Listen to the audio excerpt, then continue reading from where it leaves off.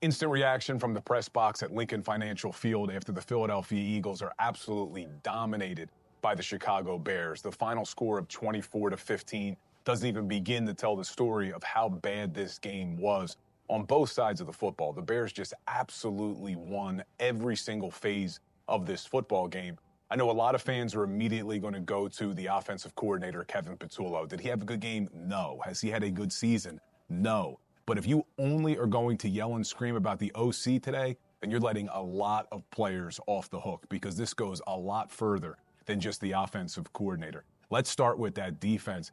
Defense was absolutely dominated at the point of attack. The defensive line was made to look silly by that Chicago Bears offensive line. They had their way with Jalen Carter, Jordan Davis, Nolan Smith, Jalen Phillips, Jalen Hunt. The list goes on and on. They had over 280 rushing yards in this football game, and it started right from the first snap. You now have 2 weeks in a row, if you go back to that Cowboys game, where this Eagles defense has given up well over 400 yards of total offense. Now, the offense for the Eagles isn't doing them any favors with the 3 and outs. And the Bears offense was on the field for 40 minutes compared to the Eagles offense on the field for 20. So you could see where they were going to get worn down. But the defense needs to be better. Offensively, was the play calling great today? No, not letting Kevin Patullo off the hook. But you can't only look at Kevin Patullo. Jalen Hurts did not have a good football game. He has 2 bad turnovers, one on the interception and the other, the fumble on the tush push, completely unacceptable. At that point in the game, even though you were getting dominated, it's a 10-9 football game. You have the ball inside the Bears' red zone. You're driving to score and take the lead.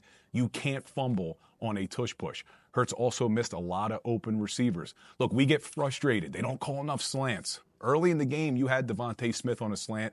Hurts misses him. We get frustrated with the play designs and the route concepts.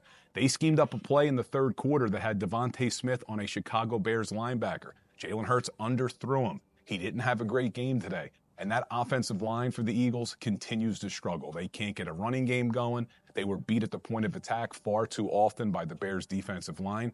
And this team's got a lot of issues. And don't look now, because at 8-4, you have the Cowboys right behind you at 6-5-1 with a lot of momentum, playing good football right now. Things could spiral out of control very quickly.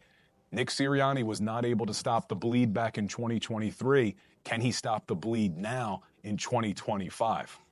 It's going to get interesting. But what did you think?